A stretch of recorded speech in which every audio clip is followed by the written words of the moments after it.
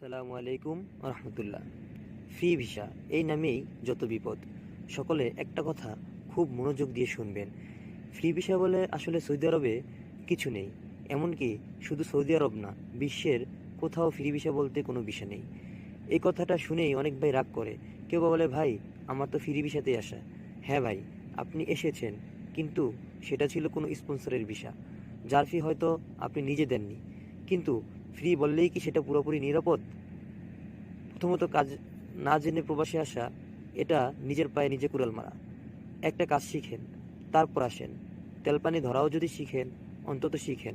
না হয় এসেই শুনবেন, এ তো পারো না, দেশে যাও। আর তখন দেশেও ফিরতে পারবেন না, কাজও জুটবে না। কফিল ভালো না হলে জীবন নরক।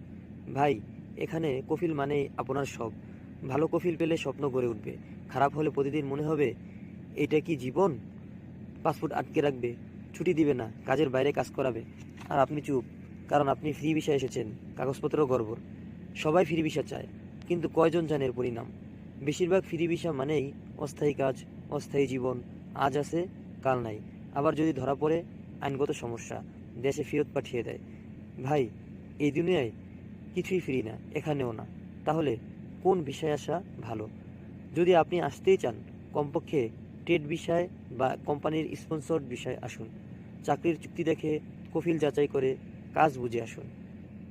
যার কাছে আসতেছেন সে কতটুকু দায়িত্ব নিবে সেটা আগে নিশ্চিত হন।